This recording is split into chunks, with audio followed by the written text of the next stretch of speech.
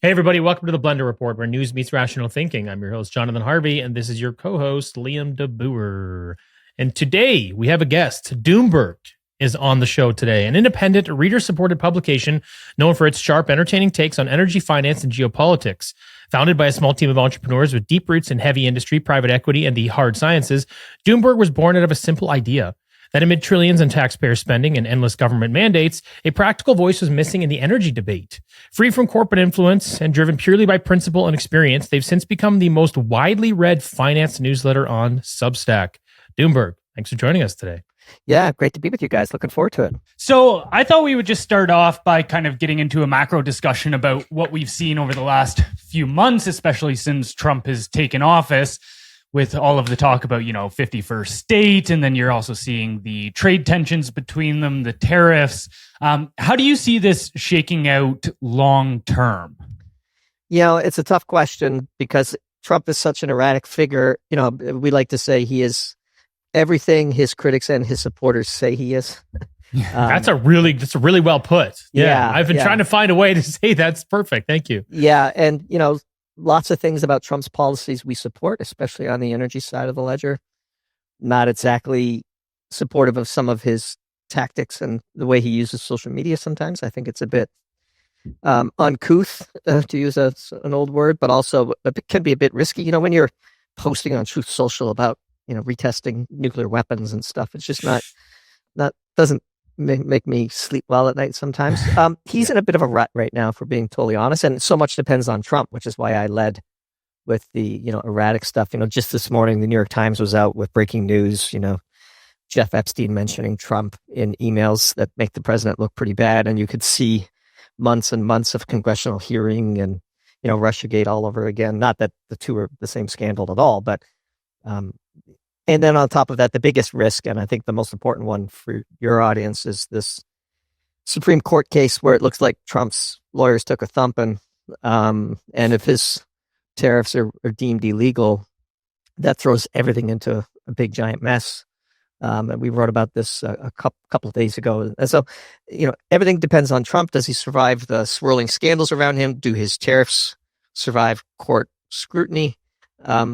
His strategy of using tariffs to essentially force trading partners to invest in U.S. manufacturing is actually a pretty clever one. Something only Trump could have conceived and would have the sort of the bluster and the confidence to get as far as he's gotten. But at the same time, the U.S. is still a constitutional republic, and the how matters as much as the what. And so we shall see.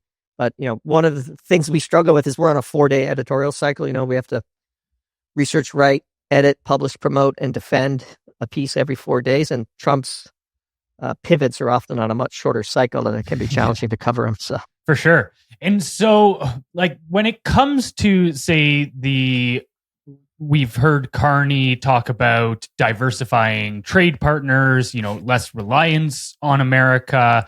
How realistic is that within the geopolitical sphere as to Canada actually being able to untether from America? Yeah, it's not realistic at all. And it's not worth doing because, politics in the U.S. is so mercurial. It changes on a moment's notice. And, we've got a congressional election coming up in 2026 that could go, one way or the other, I suppose. But if it goes against Trump and you have gridlock in Washington and, the Democrats field somebody reasonable in 2028 up against presumably somebody like J.D. Vance or, Ron DeSantis, who knows? The U.S., he only won the general election by a point and a half. And can the Democrats do a point and a half better than Kamala Harris? I think so. So who knows?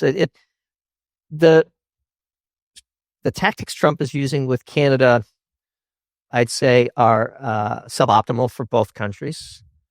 I would say that the fentanyl situation in Canada is far greater than the Canadian media portrays, and Trump is far more correct on that issue than he's given credit for. We wrote that piece early on in the Trump administration, and we got many angry, sternly worded letters from Canadian readers. And, propaganda is very thick in Canada. And so, the way Trump is portrayed there is not the way many Americans see him. And so it's a complex issue. In the long run, thermodynamics says that Canada and the U.S. must have a smooth trading relationship for both countries' benefit. And this bump in the road will eventually be overcome by thermodynamics. So how do you see this actually getting ironed out? Because you look at a lot of this turbulence, and Canadians, a lot of them don't really know enough about what's going on, but even the ones that do, we're trying to figure it out. And like you said, Trump's very erratic. So in your opinion, how do you think this actually works itself out, and how long do you think that takes? Depends on the Supreme Court case. So now you're seeing a lot of countries sort of hold back a little bit, right? And if the rug is pulled out from under Trump, then the way it works out is Trump goes back to the table with far less cards, and a reasonable deal is cut. If the rug is not pulled out from Trump, then Carney must cut a less favorable deal for Canada and wait out the Trump administration and hope to have a more reasonable partner on the other side. Just game theory would tell you that at some point, even the U.S. and China have reached a bit of a détente, although China has far more escalation dominance over the U.S. than Canada does. But nonetheless, Trump is a deal maker, and he'll cut a deal, and then the deal will be revisited when Gavin Newsom is president, and whoever the Canadian power machine puts in Carney's place eventually. So if you look at those two potential options as, okay, the tariffs are approved by the Supreme Court, and therefore Trump has a lot more leverage in the negotiating table, or they get shut down and, he doesn't have as much. Obviously, he still has more leverage than Canada. But what would you see those two kind of potential paths looking like in terms of the deal? So there's a lot of complexities, a lot of moving parts, of course. There's not just tariffs. There's the whole energy relationship between Canada and the U.S., which we think is a big driver for some of this. There's cooperation between Canada and Trump on the Arctic. So there's some issues between the countries, but broadly speaking, if you turn off the media, the overlap in culture, economics, educational systems, the cross-pollination of citizens between the two countries. It's as we said earlier, thermodynamically a naturally very stable and desirable relationship, but it's might be the longest border in the world between two countries, I believe. And It is, yeah. yeah. And so it just can't be in this state of chaos indefinitely. It's in nobody's interest. And one of our sayings around here is that which can't go on forever usually doesn't. So there'll be some concessions given to Trump, and some concessions by Trump to Canada, and I think a reasonable deal will be cut. Do you have any idea as to what those concessions would be, or? I mean, it's hard to say. Yeah. Again, how do you model something that is as erratic as Trump's tariff policy, right? And I don't think the issues are all that large between the two countries. I mean, if you look at NAFTA, from the U.S. perspective, Mexico is a much bigger deal from a sort of negative consequence side of things than Canada. And the Canadian and U.S. auto industries have been entangled for a very long time. You can't untie that knot. The only real issue is energy. Maybe Keystone gets approved finally. There's some whispers about that. When we model U.S. energy dominance, to borrow Trump's phrase, we usually rope in Alberta and British Columbia into that calculus, because that's a super powerful force, a geopolitical force that accrues significant advantages. And it just makes so much more sense to work together, not the least of which because the type of oil that comes out of Alberta is great for Gulf Coast refiners and, that kind of stuff. And so I do think this will eventually get ironed out. The details I couldn't begin to predict. Yeah, I think I'm on the same page as you. I feel like the tip of the iceberg is a lot of the nonsense that we're seeing in the media. It's sort of these trivial things. It's sort of the male ego going back and forth between the two governments. But I think, like you said, the foundation of it, like I think 80% of our oil and gas is going to the US. And I think based on our current infrastructure, we can only move about 20. We can only divert 22% because we lack the infrastructure to make it go anywhere else. And, that's a 5-10 year slug to try to make that move anyway. So yeah, it doesn't really make any sense. I think from the energy perspective, I think we're tied. Our ship is tied to America no matter what you do there. The Arctic is interesting for me though, because you have got Russia, you've got China, you've got a lot of these other things happening up there, and it does seem like a very crucial location just in terms of safety.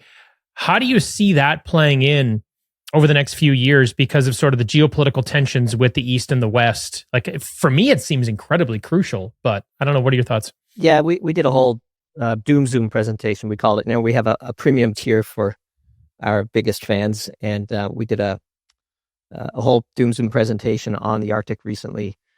It is a national security situation for sure, but it's also a resource play. And if you believe that the climate is changing and the ice will melt, then you have a whole different view of the long-term issues up there. There's an enormous amount of oil and gas. Might be hard to get to today. There's an enormous amount of minerals. Might be controversial to get to today. We haven't even roped Greenland into the conversation yet. Early controversy of the Trump administration, and so the Arctic is a big deal. And Canada has a much greater claim to the Arctic, just sort of size-wise, than the U.S. does. Now, Russia, of course, is the biggest player in the Arctic by a wide margin. And so, again, that's another example of where collaboration between the two countries would seem to be, in order. But Russia takes the Arctic extremely seriously. It's part of its nuclear triad. A lot of its nuclear submarines hide out under the sheets, under the ice. And of course, you have the Europeans as well. Like, if you just look at the map look at the globe from the north, it's a fascinating way to look at the world. And you can immediately see why Greenland is on Trump's list. And, but Russia just has like half of the Arctic radius is basically Russia. What do you think is driving his interest in Greenland? Is it more resources or security, or both, I guess? Yeah, Greenland is an interesting case. It's been on Trump's wish list since his first term. He first started floating, the U.S. buying Greenland, was sort of classic Trump, bluster. If you just look at the resource base, you look at the geopolitics, you look at the shipping lanes, Russia and China very interested in the Northern Sea route, for example. There's just a huge amount of potential up there that has gone sort of untapped, and Trump is trying to open up everything, right? And so it just doesn't surprise us. And when you look at the Northwest Passage, for example, and the challenges between the two countries over that issue as well, right? And so it's just, the future is, the Arctic is going to play a big part of the geopolitics and the economics of the future, and we're seeing a bit of a scramble for access to it today. Do you think a lot of this is happening right now because we're sort of watching globalization slow down? We're watching countries, stop working. I mean, you have one side of the government, which is primarily liberal. You have Carney and these guys that are really pushing globalization and kind of this global world order. And then you've got guys like Trump and a number of others around the world that are sort of more pushing nationalism. And I'm not necessarily sure it's just about their own nation. I think it's about breaking out into smaller groups because GDP is declining, because population looks like it's declining, because globalization looks like it's shifting into this new sort of subsection breakdown. Do you think that's what's driving a lot of Trump's policies and ideas? And the reason I'm asking is because I'm wondering how many of these things exist beyond Trump's term, or if this is just sort of his own wish list. They exist beyond Trump's term. So we work in what we call mental models, which is just ways to look at the world that allow us to predict things. May or may not be right. They don't have to be right. They just have to work. And one of our leading mental models is that World War III has started in 2014, and the war in Ukraine is just one of the battles of World War III.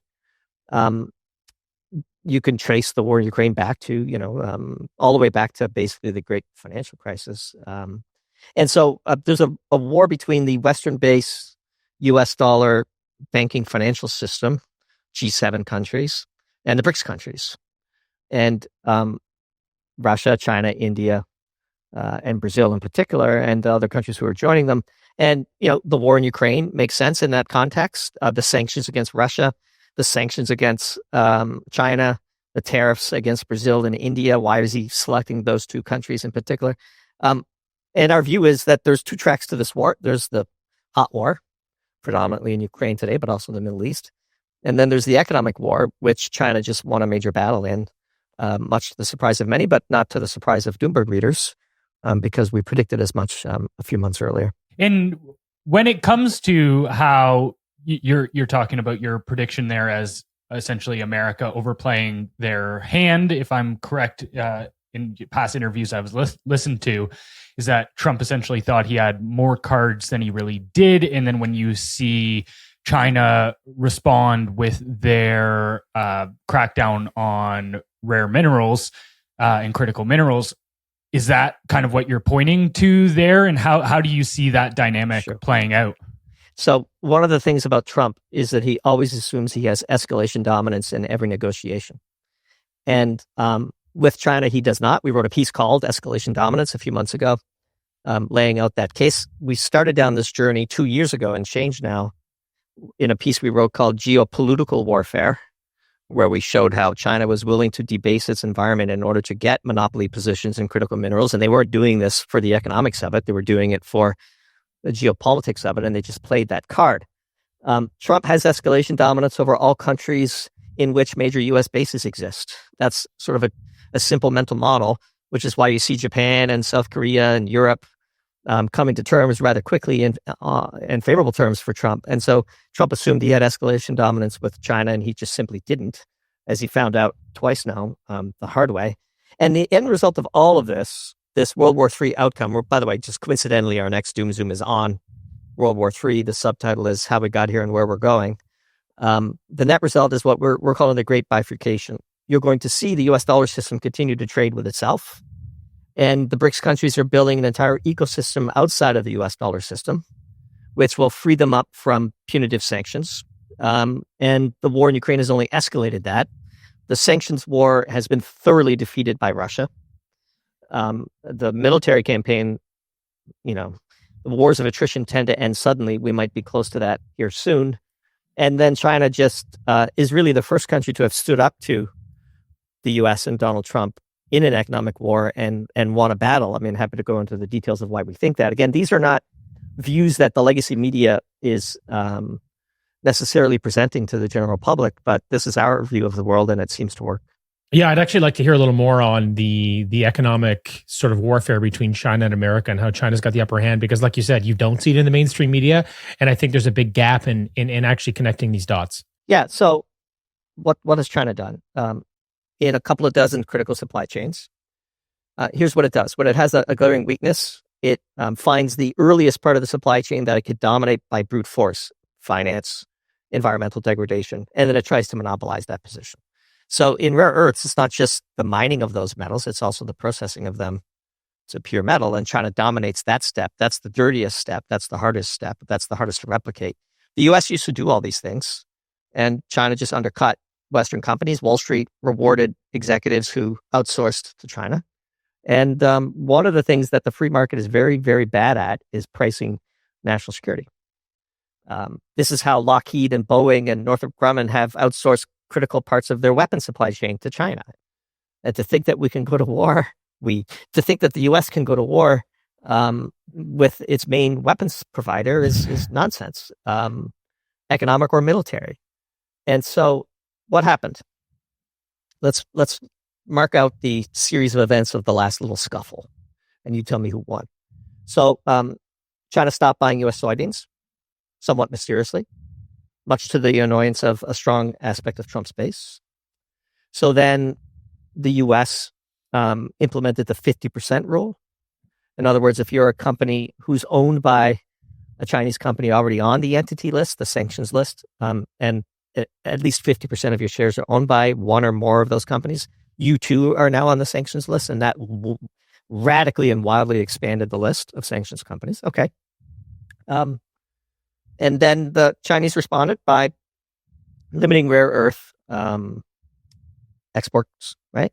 And re-exports. If you have a trace amount of a Chinese rare earth in your refrigerator, you have to apply for a license to export your refrigerator. And that gives them total control over the modern economy because rare earths are everywhere. So then Trump and Xi meet famously. And both of those two initiatives, the 50% rule and the rare earths efforts, were postponed for a year. China agreed to start buying soybeans again, and the U.S. lowered the fentanyl tariffs by 10%. If you start from the day before the Chinese stopped buying soybeans to the day after that meeting, the net effect of all of those moves is tariffs were lowered. Right. And that's it. China won. They stood down the U.S. and the U.S. blinked. They had to blink. It was like the most predictable thing on the board. And so that's rare. I could tell you how it's being portrayed in the global South as a Chinese victory. Russia is being portrayed as having defeated the entirety of NATO in Ukraine. We read everybody's propaganda, which is something I advise all listeners to do. And in fact, a great way to open your eyes to what you're being fed is when a major news event breaks, read 8 different countries' coverage of it. And your eyes will be wide open and your mind will be blown how the same event is portrayed multiple times. So when we see the current situation being described as World War III all around the global South, and not described that way in the Western media, it tells you the difference in seriousness with which this is a whole of government effort across many of these countries to break loose of this Western-based financial system. So I actually want to jump back into the BRICS currency, BRICS countries and their separate currency. So when Trump got in, he was, like you said, sort of being erratic and being loud about sanctioning these countries or implementing tariffs, I think I should say rather, against all the countries that were not only with BRICS, but aligning with BRICS and kind of getting in the lineup to join them. Because I know they're at like maybe 11 now, but another group are already kind of waiting in the wings to join. So he made it sound like, oh, don't worry about the BRICS currency in those countries. I've squashed that. Sounds to me like it's quite the opposite. It is. And look, it's not really about the currency. I should explain what I mean by, the Western-based US dollar financial system. When countries that aren't American trade with each other, they often have imbalances. And how they settle those imbalances is challenging because they don't necessarily want to own their trading partners' countries' currencies at scale. Or in this case, the debt of those currencies, because you would invest it in a short-term, government bond or something. Traditionally, the U.S. Treasury paper, U.S. debt, has been used as a neutral reserve asset for the settlement of imbalances in international trade. When the U.S. went down the sanctions path, first North Korea, then Iran, and then most spectacularly Russia by seizing their reserves, there's no credible argument that Western government debt is neutral anymore. And that's a big deal, especially for the countries in the global South. So the currency of the trade itself doesn't matter. It's what do you do with your excess? Where do you park it? Which is why you're seeing this big run in gold, because gold is nobody's credit, can't be sanctioned. And there's payment systems being developed between the BRICS countries where balances are settled, perhaps a group of currencies, so that you're not stuck holding just Indian rupees or, whatever your abundance might be. And you net everything out in gold. And this is where we think World War III actually started, and we've written this, is when Putin dumped his U.S. treasuries and bought gold in 2014. And that's when things really began to escalate. And then at the same time, shortly before, China opened up its gold window in Shanghai. And so now you have the ability to basically trade oil for gold. And we believe that's what's been going on. And the data is pretty compelling. And so when you trace World War III through that lens, it all makes sense. Of course, Trump is going to put significant tariffs on Brazil and India. No, India is not going to stop buying Russian oil. They're just going to find ways to circumvent the US dollar system to do so. So when it comes to how you see this shaking out with, say, the Western alliance in the G7 kind of, I guess, versus the BRICS nations, again, I am of the mind that there is infinite variables as to how this stuff could play out. So it's not necessarily there's a clear path, but I look at just historically, like, okay, before World War I, we lived in a multipolar world where there was multiple nations, France, Russia, Germany, UK, America, that no one nation had enough power to assert dominance over all others. Then you kind of see after World War II, we enter into a bipolar world between the Soviet Union and America. And then after the fall of the Soviet Union in 1991, I believe, right? then you see it kind of become a unipolar world for a decade or two, where America in the West seemingly has dominance over the entire globe. And then obviously the ascension of China threatens that greatly. How do you see this shaking out? Because I look at it like, okay, are we going back to I don't even know what the word would be for it, where you have the West with dominance being asserted by America, and then you have all of these kind of independent BRICS nations that are only held together by their adversarial stance to America? Or do you see kind of more of a multipolar world emerging again, where you have Russia asserting dominance in Eastern Europe, China over Asia, the European Union, then kind of North America? Like, how would you see that kind of shaking out? So at a very, very big picture level, we call it the Great Bifurcation. You have Russia, China, India, Indonesia, that whole, Eastern Europe, as you say, Belarus and all that stuff. That is sort of one block. Then you have Western Europe and the Western Hemisphere as the main U.S. sphere of influence. And then the Middle East selling energy to both sides. And there's a couple of challenges that arise when you look at the map that way.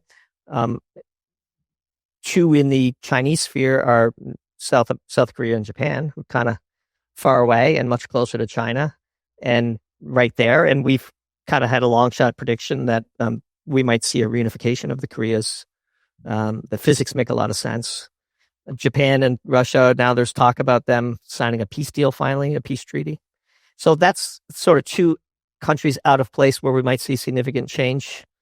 Interesting that Trump rushed to get those two trade deals done first. I don't think that's a coincidence. But then in the Western Hemisphere, Brazil, BRICS member, founding member of BRICS, is out of place. And now we see what's going on with Colombia.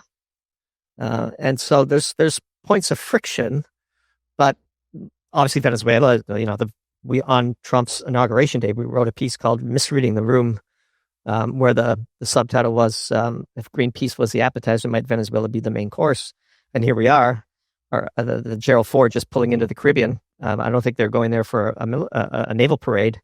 So those are the hot spots that we see coming forward, and whether the Middle East will be allowed to trade to both sides sort of flawlessly remains to be seen.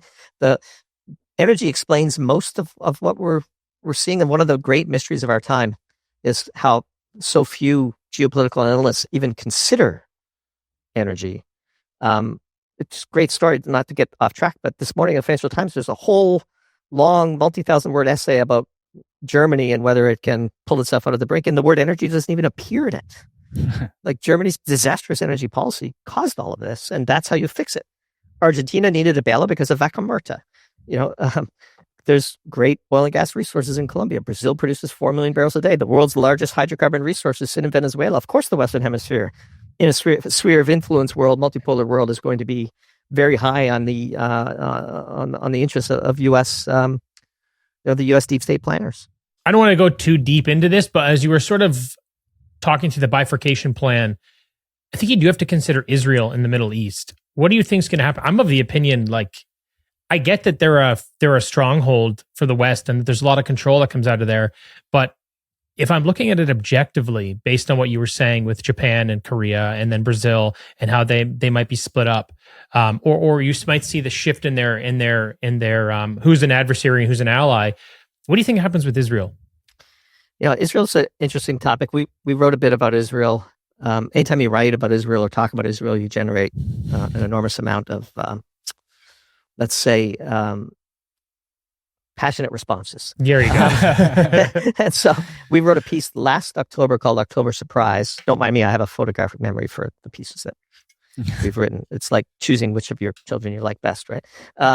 So October Surprise, we thought, again, back to this escalation dominance issue, that when the first missile war between Israel and Iran took place on October 1st, 2024, we were shocked to see some of the videos of what appeared to show ballistic missiles from Iran penetrating Israel's much vaunted air defense system and hitting targets with devastating consequences. And in that piece, we described how Israel has 6 power plants of consequence and 6 water treatment power plants of consequence and 2 natural gas fields of consequence. That's 14 targets. Like 85% of Israel's electricity comes from 5 or 6 power plants. And like the geolocations of these things are very difficult. And so in a world where Iran has an enormous array of missiles that can take these things out, Israel could be made to be unlivable rather quickly. And fast forward to the 12-day war, we were shocked when Israel launched its highly illegal decapitation strike against Iranian leaders. And we knew that if missiles were still flying on day 3 or day 4, Israel would lose that war and they would have to sue for peace. And sure enough, they did. In our view, that's the controversial take that always triggers a bunch of hate mail. But in our view, when Iran blew up the Haifa refinery on day 4, I think it was, with a targeted missile strike, like they can hit anything in the country. You can't go back. So in our view, the decapitation strike failed. They knew they had to get the blow done in 2 days and they didn't. And then Israel was the ones who had to sue for peace in that war. It's totally not how this is portrayed. Trump's theater of taking out the Iranian nuclear sites is total theater. We knew it was theater because it was posted online at like 10 o'clock on Saturday night, which is the deadest time in television. Trump is, if not aware of when the eyeballs are focused on him. We call it the Saturday Night Live missile strike. And the moment we saw it, we posted it online. This is theater. The next day, Israel's stock market started rallying, which told us that there was a peace deal. Oil market did, the old, they had a big jump at the open and then it just decayed and collapsed. It was all consistent with geopolitical risk being taken off. So the long and the short of it is we don't think Israel's in any position to go to war with Iran anytime soon. And we'll see how the government of Netanyahu does in the next 3, 6, 9 months and who replaces him. Just circling back to how Canada fits within all of this, because obviously we've seen, the tensions between America and China ramping up, as we've discussed. We actually did a whole long form documentary that was about the long history between Canada and America and China, and how Canada has often been essentially a chess piece, a pawn for both nations.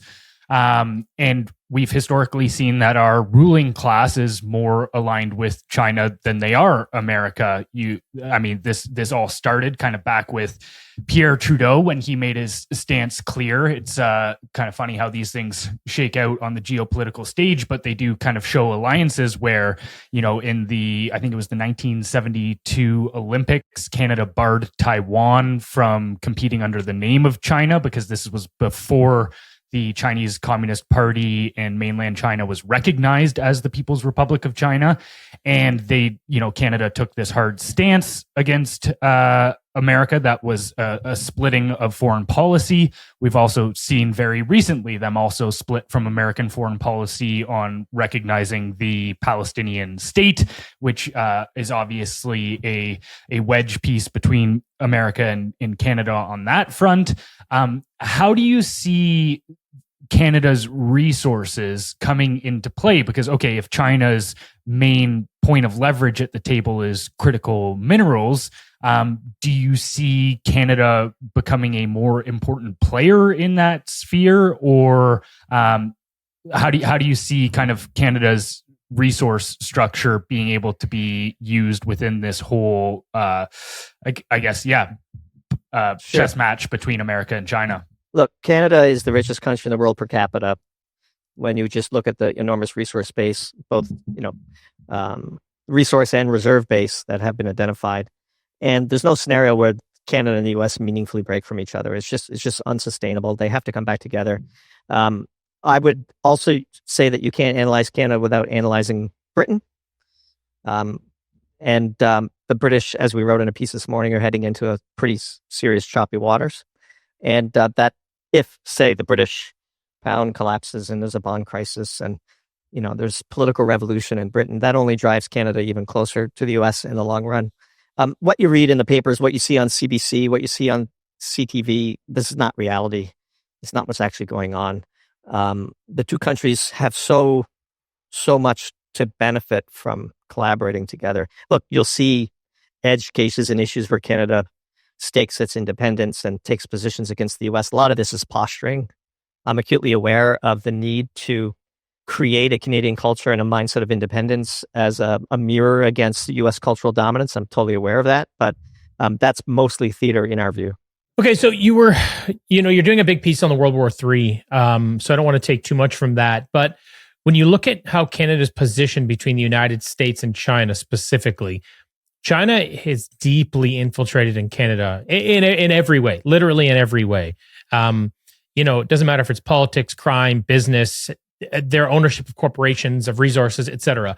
And I think that the U.S. is probably equally involved, but in a way that's more favorable, or in a way that was at least well known to Canadians and accepted. It was a deal we wanted to make. And I think China is deeper in, but I think it's more nefarious, and I don't think Canadians really know what's going on.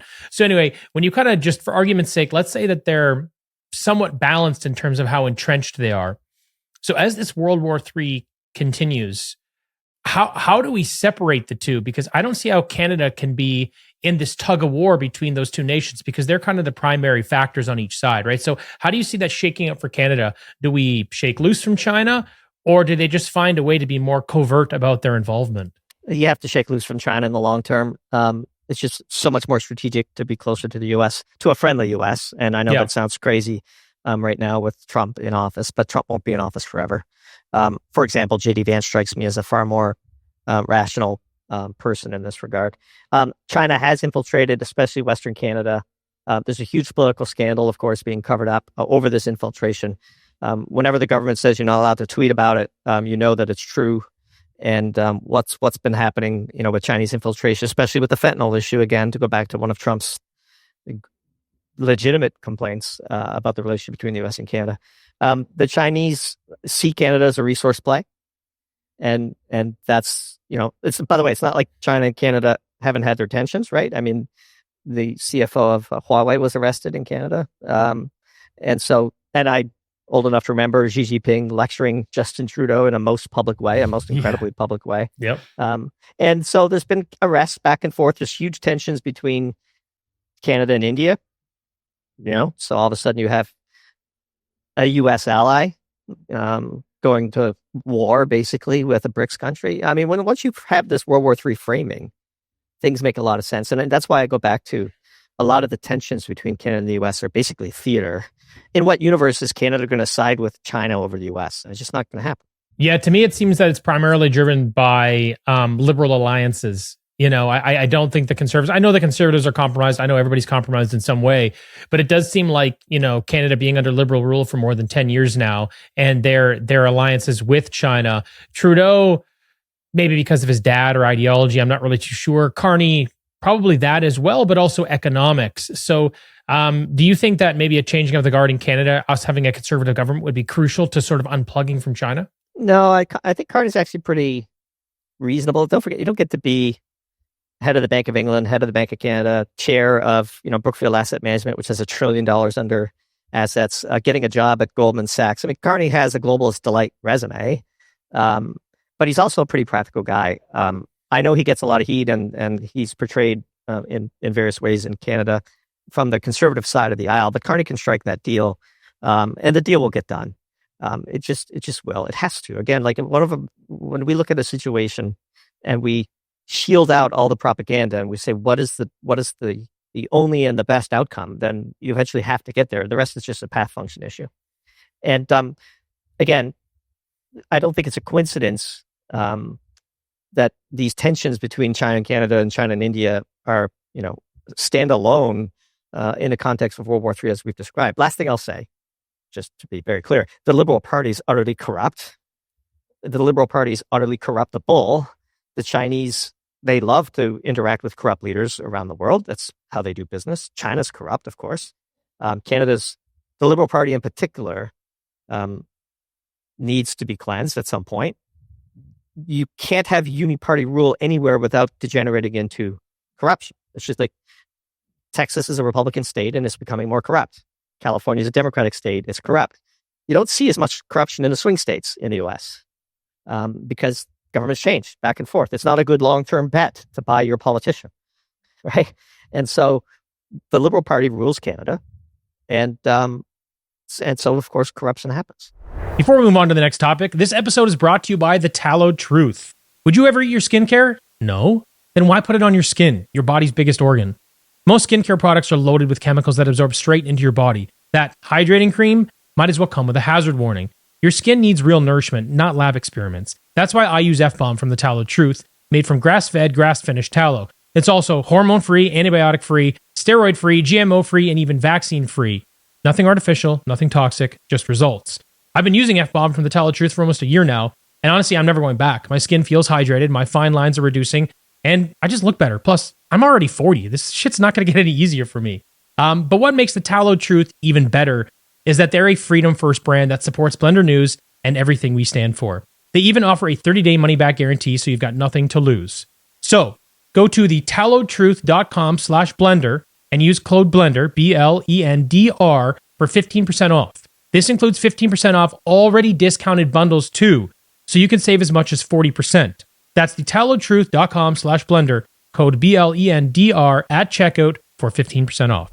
One aspect that we haven't really dove into too much yet is the crime. I know we've loosely discussed the fentanyl issue, but then I see this as a major piece in this entire puzzle when you look at, say, for instance, the Vancouver and Montreal ports being completely compromised by organized crime and the cartels.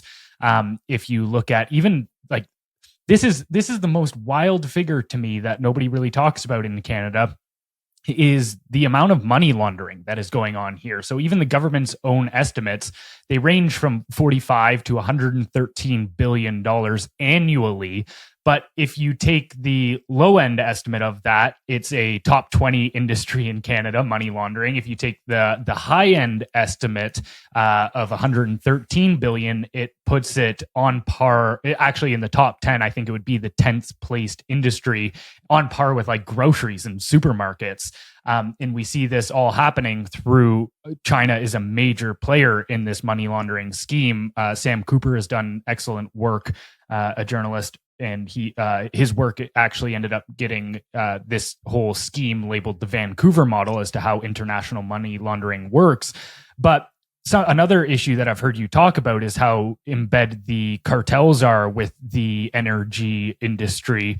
And so, this kind of underworld of organized crime that intersects with the kind of more front-facing politics that we've been talking about, how big of a factor is that within these plays between countries? It's a huge factor. Whenever you see Trump and his Secretary of Defense, Pete Hegseth, talk about narcotics, they're really talking about energy.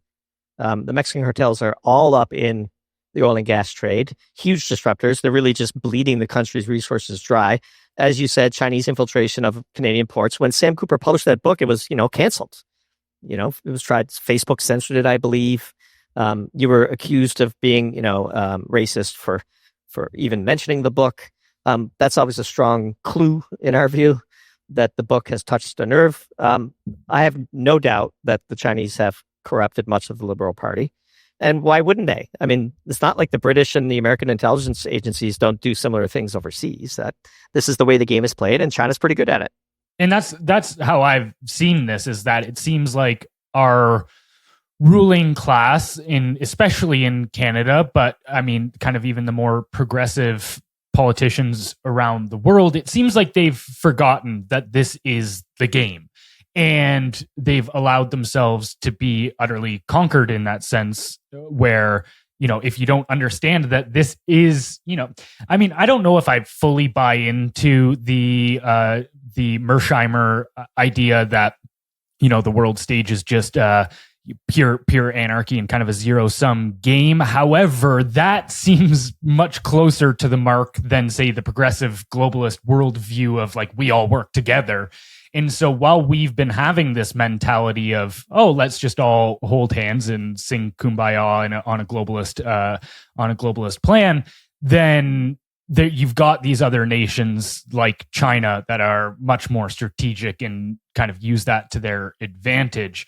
But what degree do you see that driving things? Look, there's huge corruption in the United States. I mean, there isn't a Republican and a Democratic Party. There's a uniparty war machine. And, we just wrote a piece about the U.S. Navy and its procurement issues. I mean, just tens of billions of dollars being pilfered from the U.S. taxpayer, feeding a wildly corrupt military-industrial complex. And so, in our view, the current batch of Western leaders, Trump perhaps notwithstanding, but remains to be seen, are all in on the pilfering of taxpayer money for corrupt reasons. I mean, Nancy Pelosi becomes rich while she's in office, and those stories are true, right? Like the how did Harry Reid die so wealthy? He was in the Senate forever, and so it's maddening. It's frustrating and it's exploitable. Like don't think for a second that countries all around the world aren't bribing. Look what's happening right now, even with this whole international investment scheme that I talked about earlier. It's going to be huge scandals are going to come out of that. Like anytime you have $100 billion changing hands, you have all manner of characters putting their hand out and grabbing some, right? Yeah. And it's going to get ugly. And I think, look, if the Democrats come back, we've said in a prior Doom Zoom presentation, look, the U.S. started arresting former presidents. Once you start doing that, it's hard to stop. And so if the Democrats win in 2028, how many of his current cabinet members are going to get arrested? We would say a lot. Well, and that's kind of the scary aspect when it comes to, and I think I heard this point from you, where once you start arresting political opponents, then you have no choice but to stay in office even past term limits, because then you go, if I leave, I'm in jail. So the other option is just to completely bypass this Sure. situation. Yeah, I mean, do you think that we find some balance here? Like you're looking at it's unfortunate. So I've haven't been around long enough to see how this shakes out in the developed world, if I'm being perfectly honest. Like I'm 40. So I look at this and kind of go, okay, since I've been paying attention to politics, since I've been an adult, you're watching the West specifically continue to fall, turning into something that's akin to a banana republic, like weaponizing the judicial system against your primary candidate who's now the president. And, you could argue that they tried to assassinate him. You can make that argument. I think it's reasonable. You're looking at them falling apart right now, and you don't usually see them correct course. It just continues to cascade further and further. How do you think this shakes out? Do we find our way back to some balance, or do people start getting locked up and killed before this actually sorts itself out? And then I think you've got complete anarchy. You have revolution written all over it at that point. Yeah. So look, it's not just a U.S. thing. Marine Le Pen in France. Yeah. Sarkozy just got out of jail. Yeah. The British president candidate who challenged the election results, I forget his name. He just got convicted. Look, the Biden administration, whoever was running it, arrested Trump. That's when the Rubicon was crossed. Trump did not press for charges against Clinton when he won the 2016 election. He resisted that, and as a reward, he was charged with 30 felonies or whatever it was. So to us, the big test case, look, Trump's rolling up the Biden administration right now, right? Comey, John Brennan, Adam Schiff, all these people are going to get arrested. And then the big question is, does he stop there or does he go for Obama? That's the big test case. And we're seeing a lot of noise about Obama being the ringleader of what Trump believes was an illegal Russia hoax. Whatever your views of that history, they don't matter. It's what Trump views of that history between now and 2028 that matters. And if he goes for Obama, then I think all bets are off. And look, you might think Obama deserves to be arrested. You might think Obama was the greatest president of all time. Neither of those two points of view matters. What matters is, does he get arrested? And if he gets arrested, even if he's, just charged and then Trump pardons him or all bets are off. And it doesn't mean Trump stays in office forever, but he's not going to hand it over to his opponents. That's our view. So then you've got this issue where you're looking at the West fighting, quote unquote, World War III against the East, essentially. But then you've also got a massive internal problem. Like, I don't know how that. Wow. It's just, I mean, I know they have internal issues anyway, but the thing is, we kind of live in this world where there's a facade that people live in make-believe land. Most people that just consume mainstream media and consume a lot of liberal or democratic media, they live in this world where they think everything's going to be okay. But if we're going down that path and then we're also fighting a war, you're sort of fighting a war on two fronts, one internally, that just spells disaster. Like, I don't see how there's even economic stability for a generation if we go down this path. Well, I'll say something controversial, I suppose, not that I haven't already. It's hard to lose wars. And the Western allies are losing 2 wars right now, losing the war against Russia, losing the war against China. Why is it hard to lose wars? Because you spend significant treasure and blood, typically. In this case, it's the blood mostly of unfortunate Ukrainians, but the treasure has been spent for sure. And when wars are lost, there's significant internal recourse. And so one way to view the civil unrest in Britain, in various parts of the EU, and in the US is wars are hard to lose. One of the reasons why you don't get into them. Last kind of thing that I'd like to touch on is this is, and this will definitely be a controversial take within our audience, because we definitely dive deep into that whole corruption and authoritarian slide within Canada. So I think our audience has quite a different view from the average person in Canada, but I've heard you say that you're actually bullish on Canada in the long-term future. Can you expand on that and why you think it's actually potentially a good long-term bet? Sure. Canada has enormous resources. Canada has an excellent culture. Canada has excellent institutions. Canada has a history of working out challenging problems within its society. And Canada has so much going for it that, again, it just makes no sense to self-destruct. And so our view is that Canada won't. There are powerful forces in Canada that mostly run it, and it's not in their interest to see what's happening in Britain, say, happen in Canada, and so we don't think it will. Do the Irvings of New Brunswick want total, complete chaos? No. They already have all the riches. They don't need more. There isn't that much more to give of New Brunswick to the Irvings. And so that's our view. I would push back a little. So I think that our culture is being ripped apart right now due to the pace of immigration and the lack of assimilation. I think that is hurting our culture. It's being split into 2 very quickly. You're seeing a lot more division in the country, I think, is something, if we continue on this pace with immigration, which I actually think we have to maintain our social programs. I don't see how we don't. I think you're going to continue to see a larger split of our culture. I would also say, from an institutional perspective, they are compromised in a pretty big way by the people that are in the institutions, which is why the country is allowed to run the way it does, which is very corrupt, very bureaucratic. It's, we expanded the federal workforce by 42% under Trudeau. And even if you have a conservative government take the education system, for example, 88% are left-leaning, are basically liberals. Even the judicial system is very similar when you look at the numbers. So even if from the top down, if you change, the people that are corrupting the country are still running our institutions. So I actually think they're a big part of the problem right now. So I do agree, though, that there's a strong interest from the people that are running the country for it to maintain its course, because they're the ones that have the capacity or the ones that are leveraging it. So I certainly see that side of it. I just struggle to see Canada turn itself around even within the next 20, 30 years. I mean, you talk about the UK, right? And you look at a lot of things that are happening that are making it less desirable.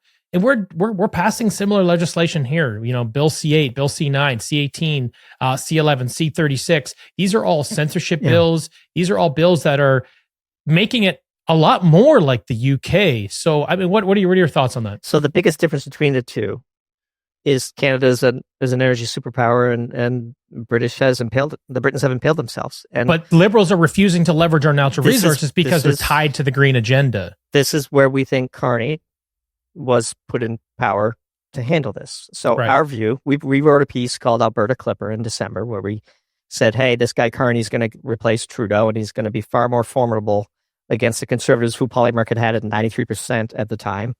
And of course he was. Again, probably our best call of the year. We wrote a follow-up piece called The Fix Is In, and our view is Carney is Nixon going to China.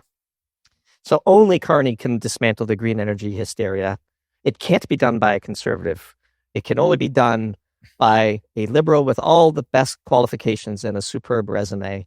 And so if with the major projects announcement today or tomorrow or whenever it's coming out, if we start to see oil pipelines, gas pipelines being described as such, then we'll know that Carney is going to unstick Alberta's energy. And if he does, all the other noise notwithstanding, that's all that really matters in our view, because if you have abundant energy, all other problems are more easily fixed. The biggest challenge with Britain right now is it is an energy vassal. And you can't have heavy industry if you don't have energy. You can't have a military if you don't have energy. Canada is still got heavy industry, and it's got abundant energy. Hydro-Quebec, Ontario's nukes, Alberta's oil and gas, British Columbia's predominantly gas play right now.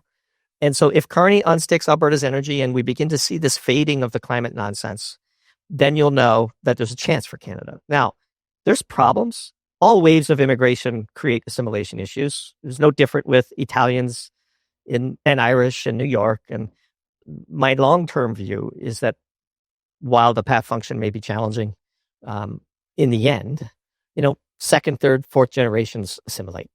And so, yes, it's an issue.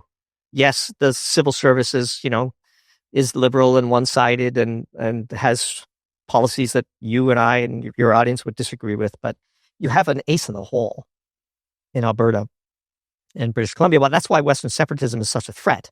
And we think Western separatism is a check to the worst impulses of Ontario.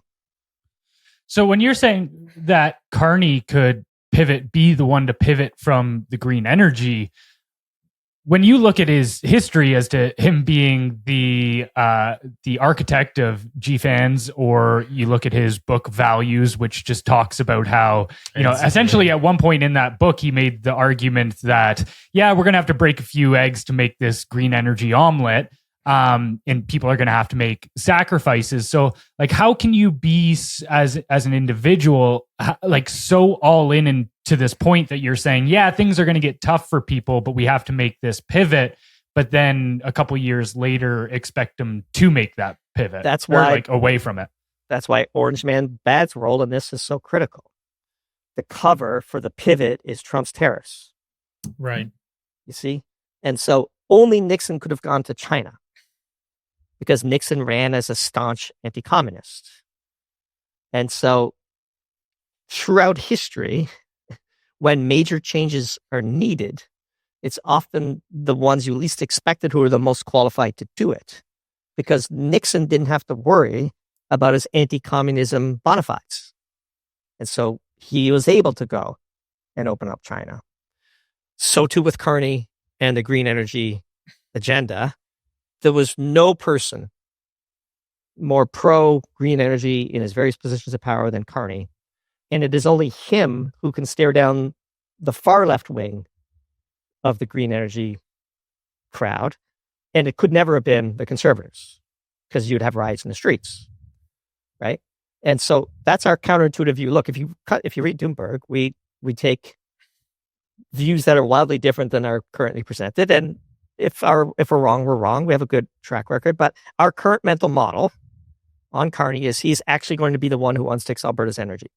If there's no major oil and gas infrastructure in this upcoming, national projects list, then we will have been wrong, and we'll discard that mental model and try to come up with another one. Until that happens, we think that's our base case. Yeah, you know what? I agree with you. I'm not even sure if he doesn't make those plans in the upcoming statement that you're wrong. He might just be pushing it off because he's just testing the political temperature. Mm-hmm. What you're saying totally tracks. I 100% agree with you. It's the only way that you can unplug the country in a unified way from the green agenda is to say our hand was forced by the bad orange man. We're doing this for you, because then all the liberals, because liberal vote is default in Canada, right? So you have to win over those constituents regardless of who's in power. And I think that is a great way to actually be able to leverage our natural resources, which, like you said, is really the only economic opportunity we have in Canada right now. I still think the other things are going to be a problem, and I still think you're running at least 10, but still probably a 20-year plan before Canada is tenable, in my opinion. But definitely won me over with the Carney energy side. Yeah, and look, you have an enormous resource. So even if you look at your national debt or your budget deficits, like when you look at the value of what's in the ground in Canada, it's not going to be an issue long term. No, $2 trillion in national debt is nothing. Yeah, nothing compared to like if you put those assets up to bid, the Chinese would pay more than $2 trillion for them. Yeah, I mean, let's be honest. And so, look, I know that some of these views are counterintuitive, but that's what we consider ourselves lateral thinkers. No, I like it. A lateral I like it. thinker is nothing more than somebody who has no emotional attachment to the correctness of an axiom. Doesn't need to be right; it just needs to work. And we discard them when they stop working. But when you think laterally, sometimes you come up with the Carney prediction that we did, and we thought there would be a fake constitutional crisis, which is the second bullet that they have after Orange Man Bad. Oh my God, Alberta's going to separate. We have to concede something to Alberta, or Alberta and Quebec are going to go, and BC might go with them. And so that's another scare card to stay on the green side. And then the third is the complete control over the media. So over time, the pro, carbon agenda dial gets turned down slowly, subtly. And the pro Canadian independence, economic independence, energy reality gets turned up. And next thing you know, the average liberal voter as well, it's a sacrifice, but we had to make it. And besides, China's burning half the world's coal, and whatever we do doesn't matter. That's what's coming. I totally agree with that. Very good perspective. I appreciate the way you think. It's nice. It's refreshing. And you sold me on that one for sure. Appreciate it. Yeah, it was fun. Well, thanks for coming on today and sharing those thoughts, because it is, like I was saying to you before we started recording, it is very great to have, as you were talking about, just people that approach these things from a straight up analytical point, not making emotional normative statements, but rather kind of more analytical observations. So I very much appreciate you sharing those with our audience today and us as well. Can you let us, let our audience know where they can find you? Yeah, we actually have two projects. Doomberg for all of our energy and geopolitics and lateral thinking on the economy. And then we have a new project that we just launched. The Doomberg co-founder and its editor-in-chief just launched a wildly different product, but still put out by the same team with the same quality, called Classics Read Aloud on Substack. So classicsreadaloud.substack.com. And that's the mission of Classics Read Aloud is to resuscitate and rejuvenate the best, works of classic literature, especially short stories that may be lost in today's TikTok age, curated and presented in with an excellent reading voice. And so check that out if you're into literature as well. The crossover between Doomberg subscribers and Classics Read Aloud subscribers is actually a pretty powerful list, if you can imagine, because if you like both, then you're probably a pretty interesting person. So, but Doomberg is our primary one. Classics Read Aloud is our new project, just launched on September 1st. It's a ton of fun. Check those out. Guys, it was a ton of fun. I appreciate the opportunity. Thanks for listening to my off-the-wall ideas. No, I love it. That's great. Thank you. We actually live more in that space, to be quite honest with you. Anyway, we sometimes feel a little pigeonholed with the Canadian political scene, but no, we're very much in line with the way you think. So I appreciate it. It was very nice chatting with you. Great, guys. As always, thanks for watching, and we'll catch you next time. Bye, everybody.